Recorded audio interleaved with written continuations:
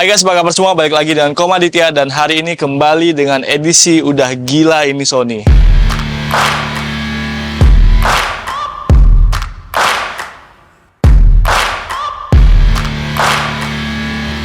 Di tangan kiri saya ada FX3, sebuah lini kamera Sony Cinema Line. Tapi ini adalah ZV-E1 yang mana bodinya lebih kecil daripada FX3 ini, tapi bisa ngelakuin semua yang dilakuin sama FX3 ini di dalam body yang lebih kecil ini.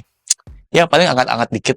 Kamera ZV-E1 ini sebenarnya di dalamnya itu pakai sensor 12 megapiksel, terus full frame CMOS sensor, dimana dia bisa ngerekam 4K dengan 10 bit 422. Teman-teman yang suka bikin video sinematik gitu bakal seneng banget dengan adanya kamera ini. Ini bisa jadi kayak big cam untuk FX3 kalian.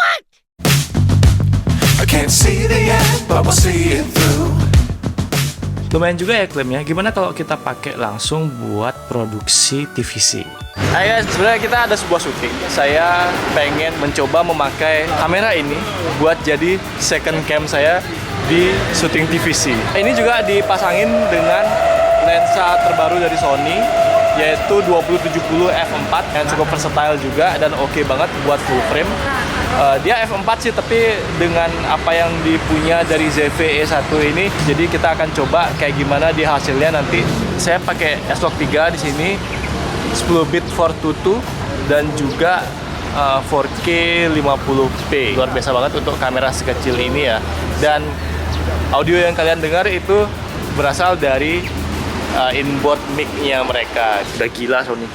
Oke, jadi kita ini pakai mic onboard dari kamera ini, yang mana kita nggak tahu kayak gimana hasilnya, mungkin baru bisa kedengaran nanti di ruang editing.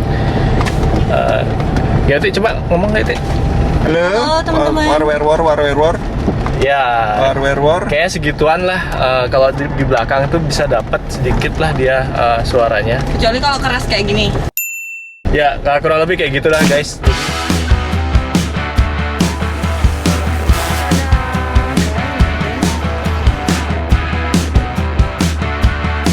Ya, kita sudah sampai di lokasi selanjutnya untuk syuting kita kali ini. Ini syutingnya sebenarnya tentang Pica dan Pertamina. Kalau kalian tahu, Pica itu adalah festival clothing paling gede gitu di Bali. Kita bikin semacam ada mini movie gitulah buat mereka. Dan ini kita ada di lokasi yang sebenarnya belum banyak juga orang tahu sebenarnya ini.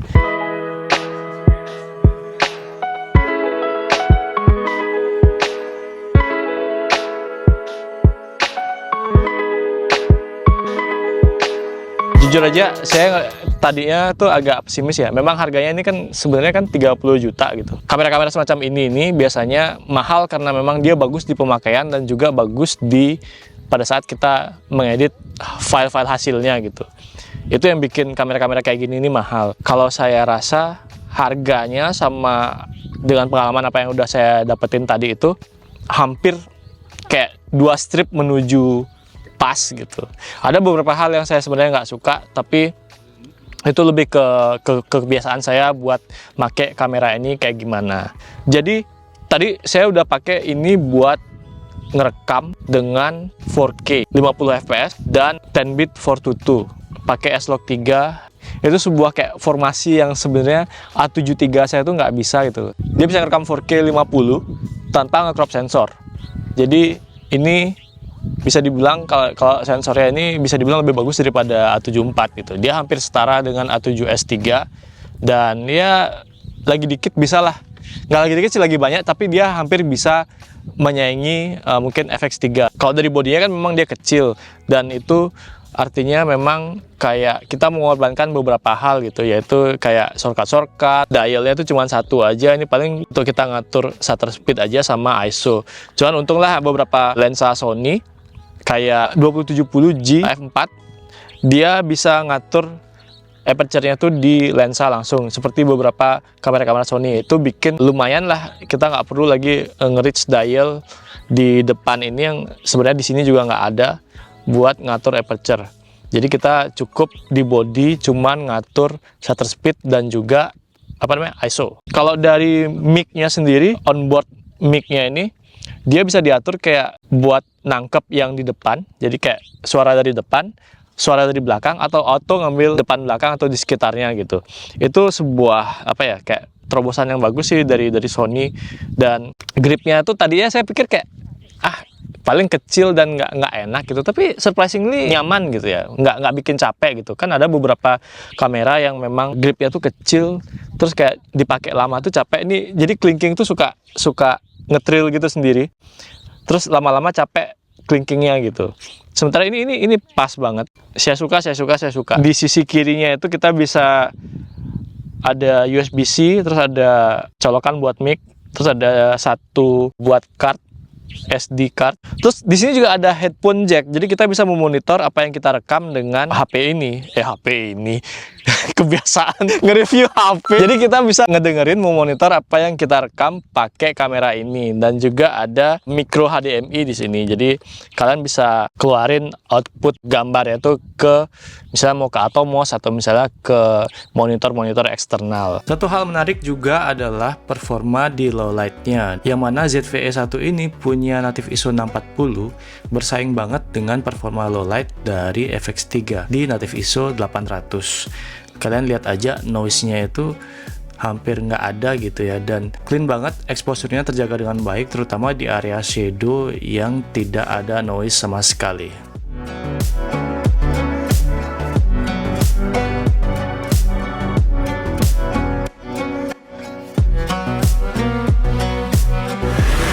Hai guys, jadi ini sekarang kita lagi pakai fitur namanya Cinevlog. Jadi Cinevlog itu kayak kita tuh dikasih black bar atas bawah itu, jadi kayak semacam kayak sinematik gitulah vlognya jadinya. Dan ini juga bisa ganti color pakai S-Cinetone dan berbagai macam preset juga, ada gold, ada ocean, ada forest. Terus juga S-Cinetone juga bisa diganti pakai clean, chic, fresh, mono, jadi hitam putih gitu, lucu kali. Tapi ya nggak ada juga nggak apa-apa gitu. Cuman ya buat teman-teman yang suka ngevlog sih aman ya kalau memang suka seperti ini. Oh ya, kita juga pakai ini mikrofonnya auto direction gitu loh. Jadi dia akan hanya menangkap suara di mana sumber suara itu ada gitu. Misalnya sekarang saya ganti ke belakang, misalnya saya pindah ke belakang ya, kayak nge-shoot kayak gini. Ini suaranya akan tetap ngambil suara saya gitu loh, walaupun kita nge-shoot ke tempat-tempat lain gitu ya, ke kamera depan, ke lensa depan, dia akan langsung nangkap suara saya secara otomatis. Maupun juga kalau misalnya kita nge-shootnya ke samping gitu, kayak gini misalnya, saya ini dari samping nih, dari samping kiri gitu, suaranya tetap akan ngambil suara saya saja. Kamera ini juga dibekelin dengan Dynamic Active Stabilization. Di kamera Sony sebenarnya sudah ada by default 5 axis in body stabilization. Cuman ini ditambahin dengan crop yang lebih gede lagi, dan image-nya tetap bagus karena sekarang sensornya udah punya yang namanya clear image zoom. Jadinya kita tuh nggak berasa banget ada wobbly di kiri kanan, terutama kalau kita pakai nge-shoot sambil jalan. Cuman kalau sambil lari itu masih berasa sih sedikit. Oke, jadi ini ada namanya background defocus, dimana dia kalau kita aktifin dia bakal bikin backgroundnya fokus, tapi dia akan mengorbankan ISO dan juga shutter speednya. Terus kalau kita matiin nih, dia akan ngatur F-nya itu langsung kayak dari F18 atau misalnya dari F4 jadi F6 gitu. Jadi semua bagian dari gambar akan fokus semua. Tapi kalau kita hidupin background defocus, nah dia backgroundnya langsung kayak ngeblur gitu. Karena kita pakai lensa F4 ini, jadi dia nggak terlalu kelihatan bokeh banget gitu ya. Yang kalian lihat adalah sebuah fitur yang bagus banget dari kamera ini, yaitu clear image zoom. Jadi kalau kalian misalnya pakai lensa fix, Sony akan bikin kalian tuh bisa pakai kayak electronic zoom gitu sampai di batas dimana quality gambarnya itu tetap oke gitulah buat di present ke klien. Jadi kurang lebih lah seperti ini hasilnya. Kalau misalnya kita maju lagi, kalian bisa lihat detailnya masih bagus sebenarnya. Lihat kalian, oke. Jadi ini ada namanya auto framing, dimana crop levelnya bisa kita atur apakah cropnya itu mau se close up atau misalnya segini, se-waist level, atau mau full. Nah, ini kalau patungnya bergerak, yang mana nggak mungkin. Dia bakal ngikutin gitu. Tentunya juga akan nge-crop sensor ya, yang lumayan gitu. Jadi kita akan coba medium crop level dengan saya, dengan trackingnya kita pakai 4, lumayan kencang.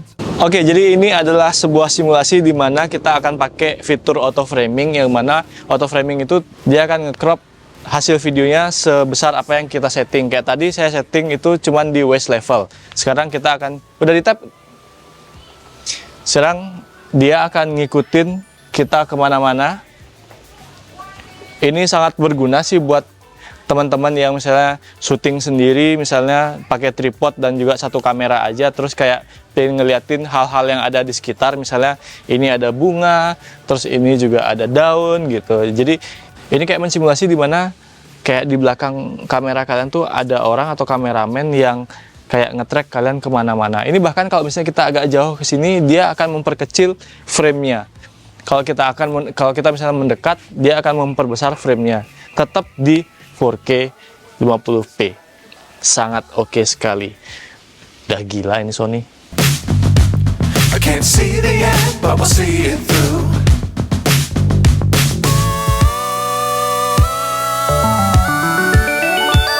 Selain ZV-E1 ini saya senang juga pakai lensa yang dikasih pinjam sama Sriwijaya ini ya. Ini 2070 G/f4. Sebenarnya ini kayak nggak semahal GM sih. Terus kualitasnya nggak jauh lah gitu. Memang aperture-nya cuma sampai f4, nggak sampai 2,8 gitu. Cuman gila, sebagai sebuah lensa zoom ini sangat versatile banget. Dan ada 2 function juga kan.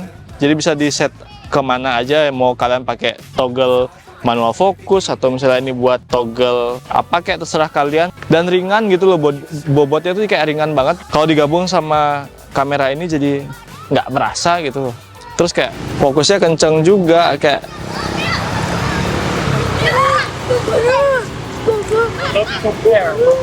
enak banget dia.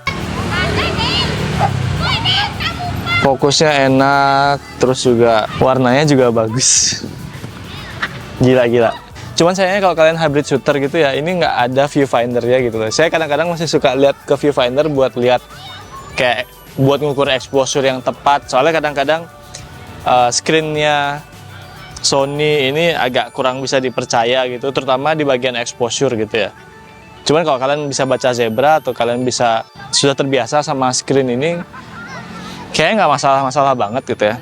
Sayangnya juga ini cuma pakai electronic shutter gitu ya, jadi nggak ada mechanical shutter ya. Jadi buat teman-teman yang suka motret terus pengen dengar suara mechanical shutternya ya namanya juga kamera video. Kamera ini sangat video oriented sebenarnya. Ya memang cuman kebetulan aja memang ada bisa motret walaupun dia cuma di 12 megapiksel, yang mana 12 megapiksel itu sebenarnya cukup banget buat di sosial media kayak Facebook atau Instagram gitulah, itu masih enak sih. Cuman kalau dibawa ke print ya nggak terlalu lah.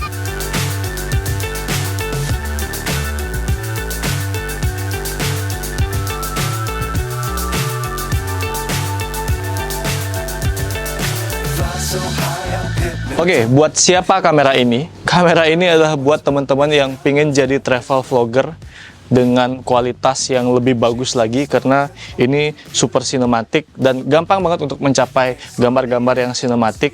Dan juga buat teman-teman produksian besar misalnya yang sering pakai FX3, FX6 atau misalnya A7S3, terus butuh big cam yang lumayan kecil, misalnya mau ditaruh di dalam mobil, misalnya pakai beberapa suction cup dan sebagainya, mau ditaruh misalnya di samping mobil atau misalnya juga bisa ditaruh di drone FPV misalnya kalau kalian bikin produksi besar macam iklan luar daerah gitu. Ini sangat gampang banget dibawa, dan juga dengan bodi sekecil ini ya, dan bisa ngelakuin apa yang A7S3 dan FX3 lakuin.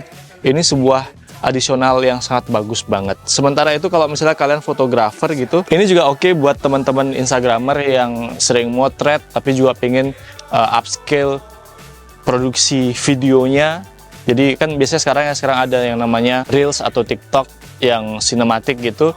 Ini bagus banget buat dipakai jadi kayak kamera utama kalian. Karena footage-nya enak banget buat di grading karena depth-nya ada 4K 10 bit dan 422 juga. Sony itu menyediakan range yang cukup luas banget buat apa yang bisa dihasilkan sama kamera ini. Terus untuk lensa ini juga 2070G f4. Ini kayak sebuah sweet spot banget kalau kalian mau rangkaikan jadi satu dengan kamera ini. Apalagi buat traveling, teman-teman juga kan nggak cuma ngambil video tapi juga ngambil foto. Lensa ini tajam banget buat dipakai moto landscape, dan juga di 70 ini enak banget dia untuk bikin semi portrait kayak gitu.